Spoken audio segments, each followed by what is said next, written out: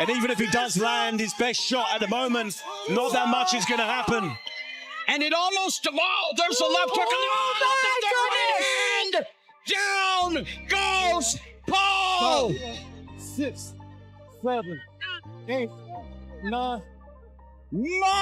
For years now, the online world has been quietly pushing boundaries, pulling off a bold experiment most people pretend not to notice. A culture shift where clout, controversy, and non-stop spectacle seep into spaces that once belonged strictly to seasoned professionals. And no arena shows this shift louder, rougher, or more publicly than boxing. Boxing thrives where pride, controlled brutality, and celebrity collide. That mix makes it powerful and wide open to disruption. That's exactly how Jake Paul muscled his way into the conversation. He didn't step into boxing because the sport needed saving. He stepped in because attention was starving for chaos. He clocked something early that purists hated, but promoters quietly cashed in on. Modern boxing lives and dies by views, not tradition. Pay-per-view numbers don't care about history books. They react to shock value, curiosity, and drama. Prediction for the fight, Logan? It'll be a knockout for sure. Obviously, I'm saying a Jake Paul knockout, and I don't see this fight going more than 3 rounds, bro. And almost instantly, Jake Paul turned into the most talked about figure in combat sports. Viewers didn't tune in out of belief. They tuned in hoping to watch the crash happen live. Early on, brushing him off felt automatic. Internet star matchups, retired fighters, athletes far removed from their prime years. The critics stayed on loop. This isn't legit boxing. And technically, they had a point. But here's the part nobody wanted to admit. Jake kept stacking wins. Not pretty every time, not dominant every night, but steady enough that the narrative flipped from "this is a joke" to "how far does this actually stretch?" And that question is risky because it forces reality to step in. Jake locked in, no debate left. Top-tier gyms, serious trainers, real pros pushing him in sparring. He stopped pretending to be a boxer and started acting like one. Still rough around the edges, still missing layers, but undeniably sharper with each fight. With that growth came louder confidence. Every matchup had to raise the stakes. Bigger names, bigger noise, bigger pressure. Each opponent was meant to quiet the doubters, even if just temporarily. And that's how this moment exploded into existence. The second Jake Paul agreed to face Anthony Joshua, the energy shifted instantly. This wasn't curiosity anymore. It was confrontation. Anthony Joshua isn't a gimmick. He's a former unified heavyweight champion, an Olympic gold medalist, a fighter forged in battles with the most dangerous men alive. He stands for the elite level Jake had danced around but never truly faced. Even the physical difference screams danger. Joshua isn't just larger. He's engineered for destruction. His shots don't entertain. They erase careers. And from the second this fight hit the timeline, even Jake's loudest supporters knew the game had completely changed. This wasn't a what-if situation anymore. This was a how bad does this get moment, and everyone felt it. Still, Jake Paul leaned all the way into it, doing exactly what he always does best. The build-up was explosive, loud headlines, endless clips, trash talk on repeat. The theatrics were maxed out because Jake knows one thing better than most fighters: control the story before the bell ever rings. He wanted this to feel familiar. Another viral spectacle. Another episode in the influencer boxing storyline he built from scratch. Cameras rolling, internet buzzing, noise everywhere. But Anthony Joshua never played that game. At press conferences, Joshua stayed composed, locked in, almost distant, not disrespectful. But I think Jake fought a very, how do I survive long enough to land a right hand type of fight? And it made it a little difficult for AJ to get his timing. No excuses. AJ didn't look great. I'll be honest. He didn't look great. He didn't look like, an AJ we thought we were going to get, the marauder, the guy that was going to come forward and bang out Jake in one round. Pause.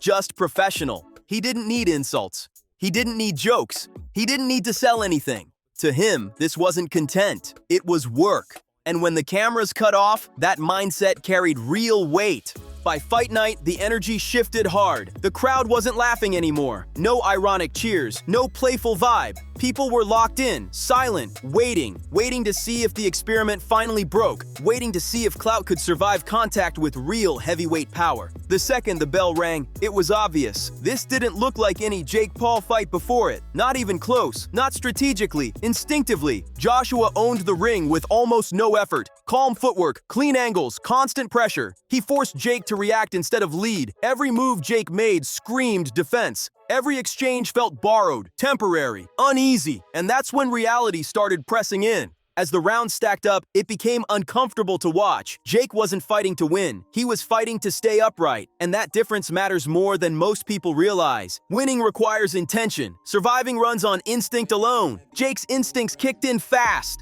And they weren't the instincts of a hunter. They were survival instincts, the kind that show up when someone suddenly understands the distance between training footage and real danger. Joshua never rushed, never panicked, never chased an early finish, even though the power gap was clear from the first clean shot. That's veteran heavyweight control. He measured Jake, tested reactions, touched him just enough to assert dominance without risking anything reckless. Every jab felt like a warning, not a knockout attempt. A message that said, "You don't belong here." And Jake felt it. You could see it in his frantic footwork, in the wide circles, in the hesitation. This wasn't strategy anymore. It was raw discomfort under pressure. This wasn't defense anymore. This was straight evasion, and that's the uncomfortable truth fans hate saying out loud. Evasion only works until it suddenly doesn't. You can't keep running forever inside a boxing ring, especially not against someone who understands space the way Anthony Joshua does. The ring shrinks by the second. Pressure exists even when your feet are still moving. Now, to be fair, Jake Paul did land punches. That needs to be said because acting like he didn't would be fake. He caught Joshua a few times.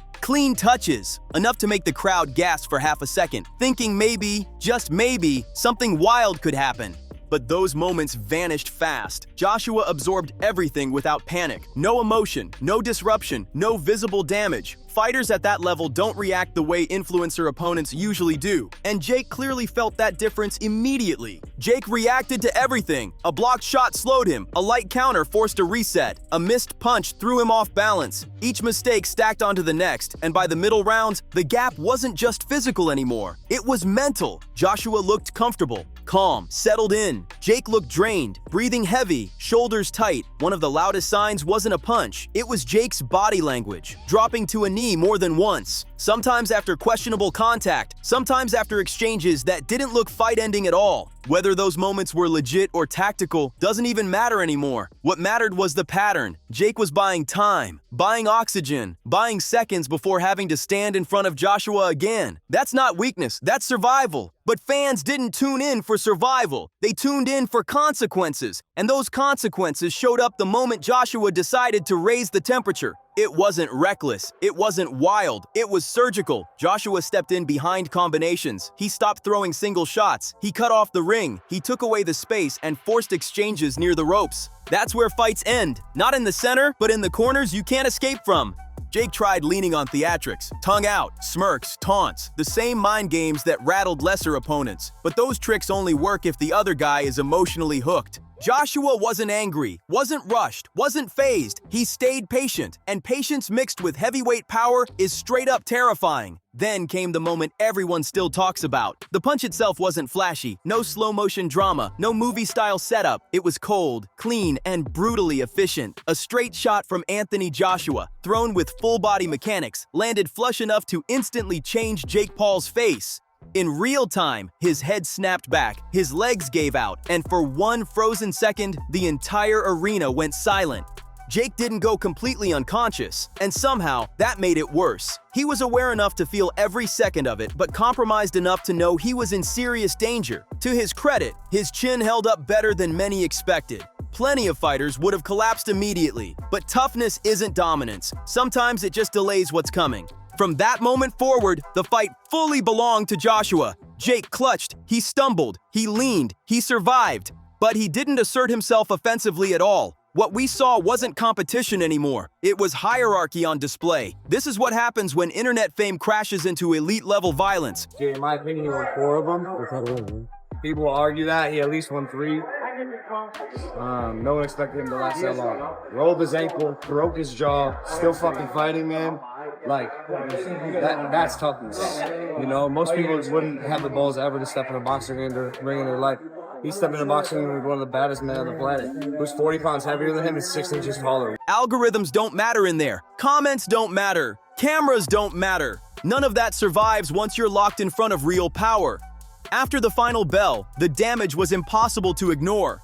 Reports of a broken jaw spread fast, followed by images and scans that confirmed just how much punishment Jake absorbed. And still, This is where it gets tricky. Jake stayed on brand. He tweeted, he talked forward. He reframed the loss as motivation for the next chapter, because even in a decisive defeat, Jake didn't vanish. He didn't quit. He didn't fold publicly. And whether people respect him or not, that part absolutely matters. He walked into a situation most people would never even consider. He stood across from a level of opposition that exposed his limits with brutal clarity, and somehow he walked out conscious. That alone says something. The audience didn't get a fairy tale ending. They didn't get a viral miracle. What they got was truth, and it was overdue. The truth is simple but uncomfortable. Jake Paul is not an elite heavyweight boxer, but he's also not a fake playing dress-up. He's something harder to categorize. A serious amateur who pushed his luck too far and finally hit the ceiling. And once you hit the ceiling, decisions get forced fast. Now that the noise has settled, this fight sparked a conversation people have avoided for years. Not just about Jake, but about influencer boxing as a whole. What it actually is, and what it can never be. This wasn't just another loss added to a record. This was a boundary being enforced in real time. For years, Jake lived comfortably in the gray zone between entertainment and sport. That gray zone was his playground. He could always say he was learning, evolving, building towards something bigger. And to be fair, that argument wasn't completely wrong. He did improve. He did train seriously. He did put his image on the line every time he stepped into the ring. That deserves acknowledgement. But boxing, especially heavyweight boxing, doesn't reward ambition by itself. It rewards mastery, and mastery takes decades, not hype cycles. Anthony Joshua didn't win this fight because he wanted it more. He didn't win because of trash talk or one training camp. He won because this world shaped him from the ground up. He understands timing, danger, and consequences at a level Jake simply hasn't had time to reach, and probably never will. That doesn't make Jake a failure. It makes him human. Now, the real question hits hard. What happens next? This is the point where many influencer careers collapse. This is where denial kicks in. Excuses stack up, credibility drains away. Jake now has two paths, and neither is easy. The first is humility, acknowledging that elite heavyweight boxing is beyond reach and pivoting toward competitive but realistic matchups, fights that still test him without risking long-term health or legacy. The next move will define everything. That smarter road forward is obvious. Rematches, crossovers, story-driven fights where the outcome isn't decided by physics alone. That lane keeps Jake Paul relevant, respected, and marketable. It keeps momentum without self-destruction. The other option is ego. Louder callouts, bigger names, acting like one brutal loss didn't expose a real gap. That path leads to more damage, faster decline, and a legacy shaped by stubborn pride instead of growth. And history is never kind to that choice. Here's the part people don't want to admit. Jake is smart enough to know this. The reckless image is part of the act. Behind the scenes, he understands branding, longevity, and narrative better than almost anyone in this space. Surviving Anthony Joshua doesn't mean he belongs there. It means he escaped with enough credibility to choose his next move wisely. For Joshua, this fight was never about validation. His legacy was written long before Jake ever wrapped his hands. This was about restoring perspective, about reminding audiences what elite heavyweight power actually looks like when discipline meets experience. And Joshua delivered exactly that. No chaos, no controversy, just control, composure, and authority. This fight will be remembered as a turning point, not because it shocked people, but because it clarified everything. Influencer boxing didn't end here, but it matured. It met resistance. It found limits. And whether people like Jake or not, he played a real role in that evolution. He forced boxing to confront modern fame. He forced critics to define standards. And finally, he forced himself to face something he couldn't out-hype, out-market, or troll past. That matters because history doesn't only remember winners, it remembers moments. And this moment will be replayed, debated, clipped, and referenced for years. Not as a meme, not as a joke, but as the night the experiment ran straight into reality. So now the story continues, just on different terms. What do you think? Did Jake earn respect by stepping into that ring? Or did he push the experiment too far? Where should he go next? And should influencer boxing keep raising the stakes or slow things down before the cost gets real? Drop your thoughts in the comments. If you enjoyed this breakdown, make sure to like, share, and subscribe for more deep dives into influencer culture, combat sports, and moments where hype collides with reality. I'll see you in the next one.